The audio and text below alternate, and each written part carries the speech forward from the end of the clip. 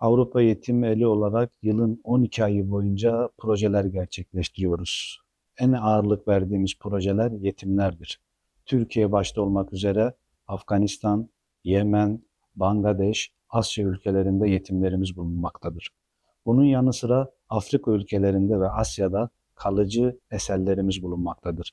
Cami projelerimiz bulunmaktadır. Kışlık projelerimiz var. Çocuklarımıza kışlık giyim projelerimiz var. Görmeyen gözlere katarak projelerimiz var. Ailelerimize süt keçileri bağışlıyoruz ve susuz köylerde Avrupa Yetimeli olarak su kuyuları açıyoruz. Ve bunun yanı sıra 2025 Kurban Organizasyonu'na girmiş bulunmaktayız.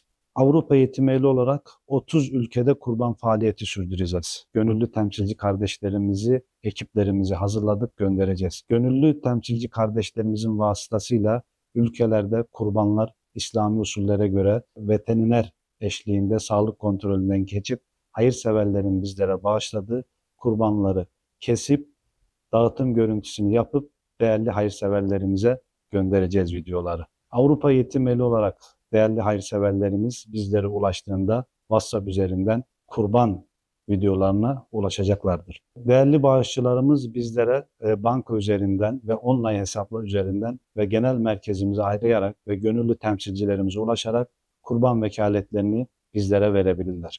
Afrika kurban bedeli 100 euro, Asya 150 euro, Yemen, Afganistan 150 euro, Türkiye 375 euro diye kurban fiyatlarımızı belirlenmiş bulunmaktayız. Tüm coğrafyalarda, mazlum coğrafyalarda elimizin ulaştığı her ülkede inşallah bizde talepte bulunan bütün ülkelerde kurban faaliyetlerimizi yetimlere, mağdurlara, ailelere ulaştıracağız inşallah.